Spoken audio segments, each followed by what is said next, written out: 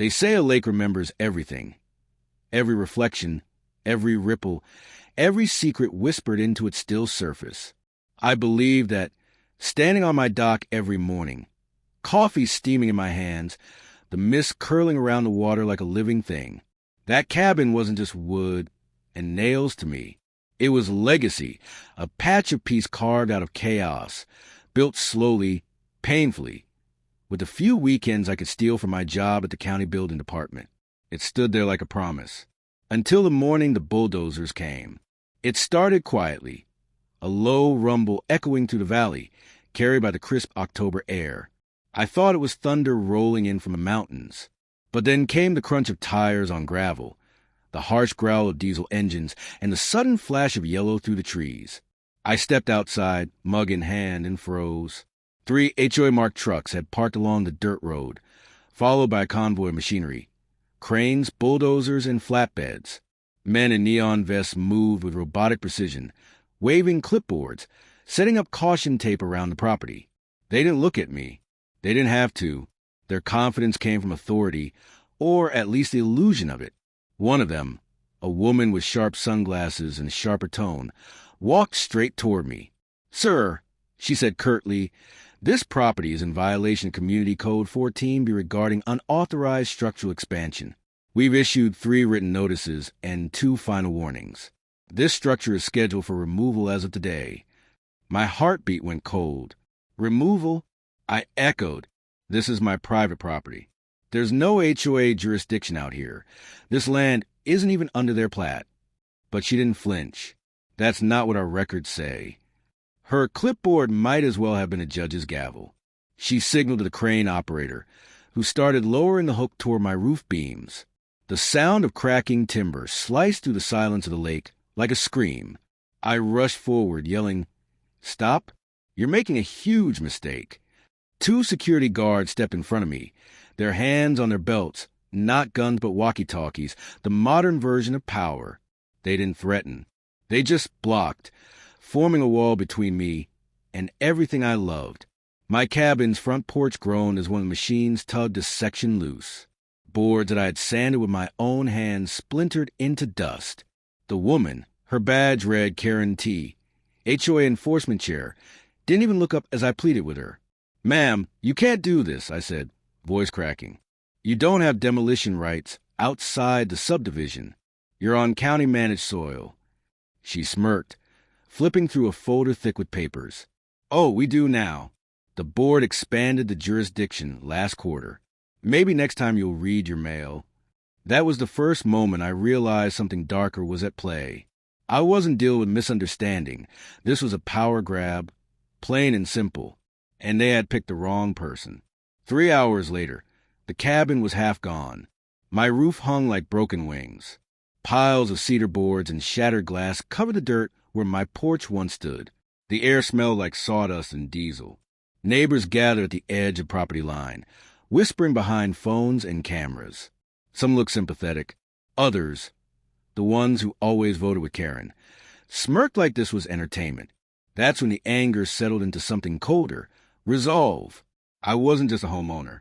I was James Cole, senior building inspector for the entire county. My job wasn't just checking permits. It was enforcing them. I knew every code, every loophole, every line of jurisdictional law these HOA bullies thought they could twist. But I also knew better than to yell. Not yet. I let them finish. I let them document. I let them feel invincible. Because people like that only understand consequences when they're standing in the middle of them. Karen gave one last glance around the site. Smug satisfaction etched across her face. "You can appeal the decision," she said, brushing dust from her blazer. "But the structure's non-compliant. You'll need to start from scratch." I nodded slowly. "Oh, I will," I said quietly. "And so will you." That night, I didn't go home. I stayed at the edge of the lake, sitting in my truck, the headlights reflecting off the water. My phone buzzed nonstop. Texts from coworkers, friends, my brother asking what happened. But I ignored them. Instead, I scrolled to the county land registry, cross-referencing the subdivision maps. Just as I suspected, the HOA boundary ended 300 feet before my lot began. Their so-called expansion hadn't been approved by the county commission. It wasn't even filed, which meant every act they took, every nail they tore, every wall they flattened, was illegal destruction of private property. It was almost poetic. The enforcers of imaginary order had just violated the one real law that mattered. I smiled to myself, not out of joy, but justice. The next morning, I drove into the county office. The receptionist gave me a startled look. "James, you okay?" I saw what happened on social media. I nodded. Yeah, just gathering evidence. I spent the entire day building a file thicker than a courtroom novel. Demolition photos, GPS coordinates, zoning maps, jurisdictional overlays. I even pulled the inspection logs they tried to fake through their HOA subcommittee. Each entry was riddled with inconsistencies, false timestamps, fabricated officer signatures, the kind of sloppy corruption born from arrogance. By sunset, I had everything I needed, but before I filed a claim, I made one call. Karen Thomas. Came her clipped voice through the phone. "Ms. Thomas," I said calmly, "this is James Cole from the County Building Department. I'm calling regarding an unpermitted demolition on Lot 47B, Lakeview Ridge Road." There was a pause. I could almost hear her straighten her posture. "Ah, yes," she said smoothly. "We've already reported that structure as non-compliant and removed it per our bylaw authority." I let the silence stretch. "Per your bylaw authority," I repeated. "You're aware that 47B is outside your jurisdiction, correct?" Her voice faltered slightly. "That's not possible. Our board approved." "Your board can't approve county soil," I interrupted. "And your machinery crossed that line by about 23 feet. That's federal land buffer zone, meaning you not only violated county law, you trespassed unprotected. Why we're up against the law. Property." The silence that followed was beautiful. "I'd recommend you and your legal team prepare for a federal review," I continued, "because as of tomorrow morning, this becomes a criminal case." She exhaled sharply. "You can't threaten us." "I'm not threatening you," I said, voice like steel. "I'm informing you. I'll see you in court, Ms. Thomas." And I hung up. The next week unfolded like a slow-motion avalanche.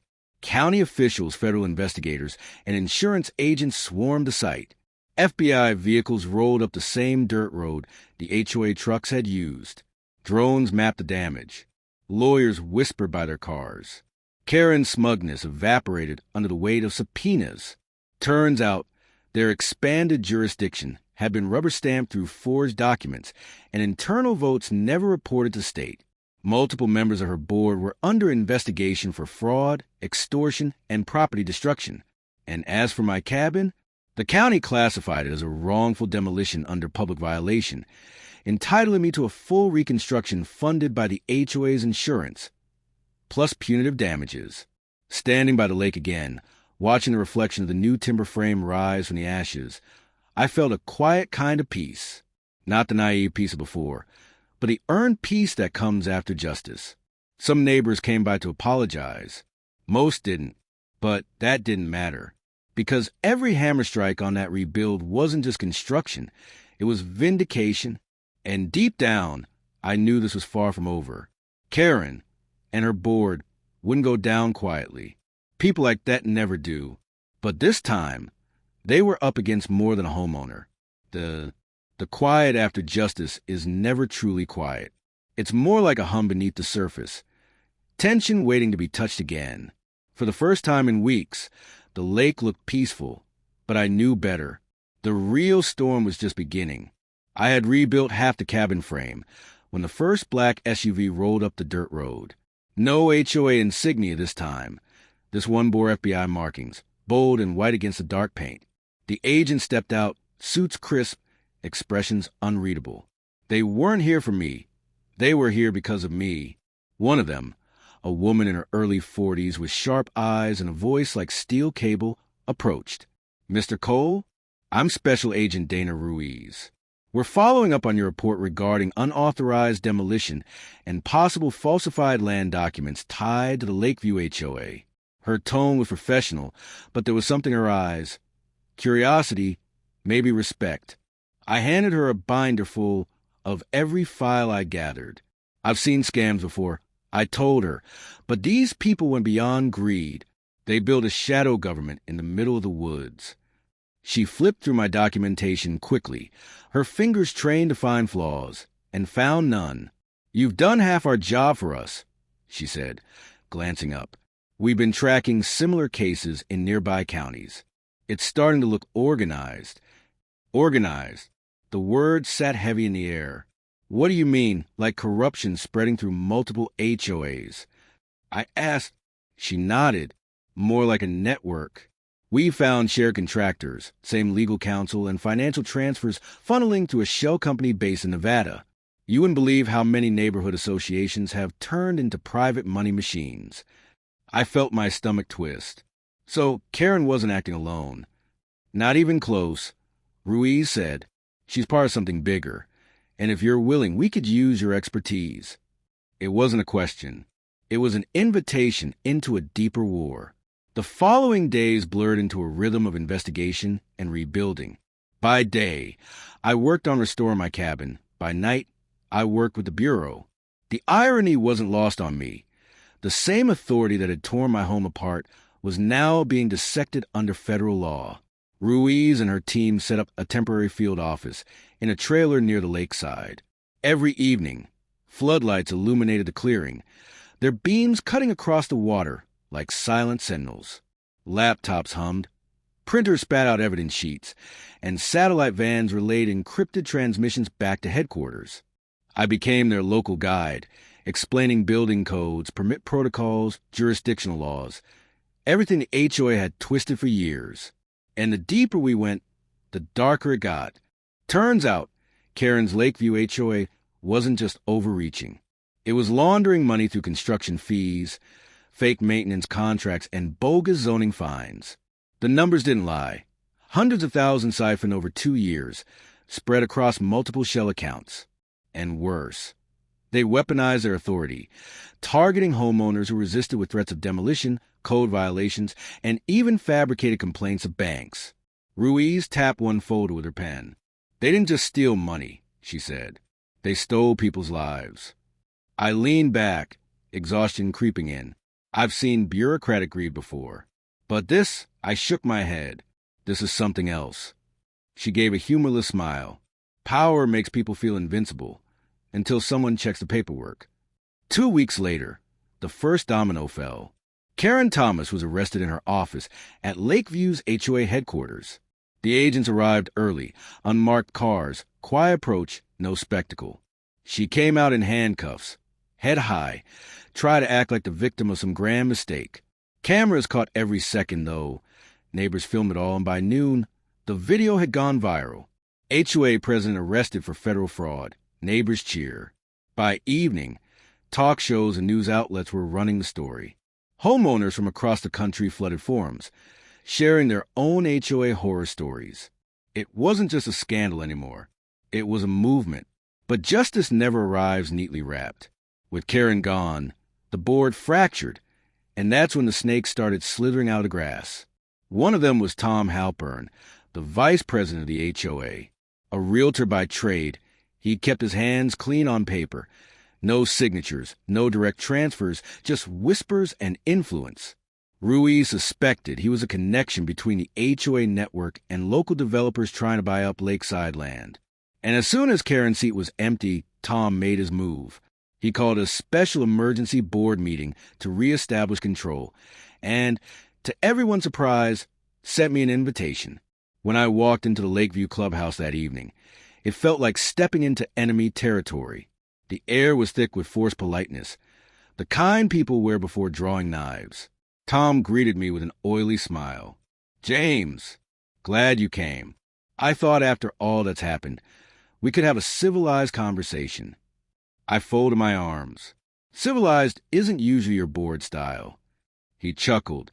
"Fair enough, but I think we can help each other. The FBI is making things complicated. You and I both know the county doesn't need that kind of attention. Where we smooth things out, you withdraw your complaint, and we arrange a settlement." I stared at him, disbelief giving way to cold anger. You're still trying to buy your way out of this? Tom leaned closer, voice dropping. You have to understand, Karen went too far. The rest of us, we're businessmen. We can rebuild what was lost quietly. No more lawsuits, no more headlines. I let the silence stretch long enough to make him sweat. Then I said, You think this is about money? You bulldozed my home, Tom. You intimidated my neighbors. You forged public records. You don't get to buy redemption. His smile cracked, showing the real man underneath. Desperate, arrogant, cornered. You don't know who you're dealing with, Cole. We have backing, people in high places. I stepped forward, eyes level. So do I. And right then, 2 agents stepped into the clubhouse door, badges flashing under the lights. Ruiz among them. Mr. Halpern, she said, calm as a blade. We'd like to ask you a few questions regarding financial transfers to Bright Shore Holdings. His face went pale. You set me up, he hissed at me. No, I said quietly. You set yourself up the moment you thought you could bury the truth. They let him out without resistance, the sound of his protest fading into the autumn wind outside. The other board members sat frozen, as if the air had been sucked out of the room. Ruiz turned to me. You handled that perfectly. I exhaled, finally feeling the weight of weeks lift off my chest. It's not over, is it? She shook her head. No, we got more to dig. But you just gave us the connection we needed. As the weeks passed, the investigation spread like wildfire. Dozens of HOAs across the state fell under scrutiny. County commissioners were questioned. Developers were subpoenaed. What started as one act of arrogance by a neighborhood board had exploded into a multi-million-dollar scandal. But for me, the most surreal moment came one cold morning when I found myself testifying in front of the state legislature. They wanted to hear firsthand how local authority had been weaponized against citizens, how a single HOA could nearly ruin lives under the guise of community improvement. I stood there, suit pressed, voice steady, as cameras flashed and reporters scribbled notes. I'm not against structure, I said. Rules exist for safety. But when power stops protecting people and starts punishing them, that's not governance. That's tyranny in a polo shirt. The room went silent. For the first time in my career, I wasn't just enforcing code. I was changing it. By the end of that winter, Lakeview HOA was dissolved by court order. Its assets were seized, its members fined, and its leadership permanently banned from holding any community office. The land, once a battleground, became quiet again. Rebuilding my cabin felt different this time. Not just construction, but renewal. Each beam I raised carried the weight of justice served. Neighbors who once kept their distance now came to help, bringing coffee, tools, stories. The lake reflected not loss anymore, but resilience. And yet, amid the peace, I couldn't shake the feeling that something still lingered beneath the surface. Power rarely dies completely. It hides, waits, reinvents. One evening, as the sun dipped behind the pines and the water turned to gold, my phone buzzed. It was a number I didn't recognize, unlisted. When I answered, a low voice spoke, calm and deliberate. You did well, Inspector, but you've only seen the surface. Who is this? I demanded. The line clicked dead. I stood on the porch, phone still in hand, watching the horizon darken. The wind moved through the trees like a whisper. Maybe Ruiz was right. It wasn't just corruption. It was a network. And if that was true, then Lakeview was just one thread in a web that reached much farther than anyone imagined. I looked at the cabin, half lit by sunset, half shadowed, and realized something. My fight wasn't over. The snow came early that year, heavy, quiet, the kind that swallows sound and thought. The lake froze at the edges, mirroring the world I found myself in. Still on the surface, but dark and dangerous beneath. Karen's arrest and the HOA collapse should have ended it all.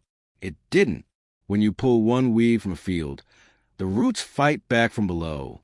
The network agent Ruiz mentioned wasn't just real, it was alive. Emails recovered from Tom Halpern's computer connected multiple HOA boards across 3 counties. The same shell company name appeared over and over, Bright Shore Holdings. And behind Bright Shore was something even darker, a pattern of land seizures, manipulated zoning reports, and falsified environmental assessments, all designed to clear the way for massive private developments funded by anonymous investors. The HOAs were never about neighborhood order. They were pawns in a land takeover. And my demolished cabin? Just collateral damage in a much larger game. It was mid-January when Ruiz called me into the field trailer again. Her desk was buried in case files, maps, and USB drives. She didn't look up when I walked in. "We've traced Bright Shore to a lobbying firm in D.C., she said flatly. "They're tied to campaign donations, backdoor contracts, and at least one county commissioner." I whistled softly. "You're saying this wasn't local corruption. It's political." She finally looked at me, eyes sharp. "Exactly. You stumbled into something national. That's why you're now on record as a witness, not just a victim." I frowned. "Witness protection level serious?" "Potentially," she said. "But there's one thing we're missing. Proof that Bright Shore gave direct demolition orders. And you're the only person they targeted personally." I leaned against the table, the weight of it sinking in. "So, you're saying I was a bait?" Ruiz nodded. "And maybe you still are." The days that followed felt stretched thin, taut with silence. I started noticing small things. A white SUV parked too long across the ridge, emails arriving from untraceable accounts, the feeling of being watched. Once, a drone buzzed over my cabin. No markings, just a black shape against the gray sky. I shot it down with a stone from my slingshot, watching it sink beneath the ice like a dying insect. When I told Ruiz, she didn't seem surprised. "They're spooked," she said. "If they're watching, it means we're close." She was right. 2 weeks later, Bright Shore's internal server was breached, not by the FBI, but by someone anonymous. Files began leaking online. Contracts, signatures, voice recordings. It was all there, direct communications between Bright Shore executives, county developers, and multiple HOA heads, including Karen and Tom. One line from an email hit me like a hammer. "The inspector's property is confirmed. Proceed with removal as scheduled." They hadn't mistaken my cabin for someone else's. They knew exactly who I was. When I confronted Ruiz with the email, she met my gaze with a grim nod. "We have them. This is federal conspiracy now." "Then let's finish it," I said. She hesitated.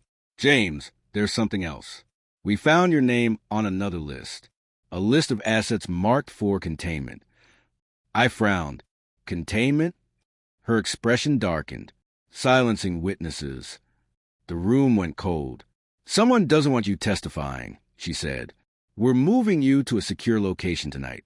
I looked out the window at the half-built cabin, the one I had rebuilt with my own hands, now standing strong against the snow.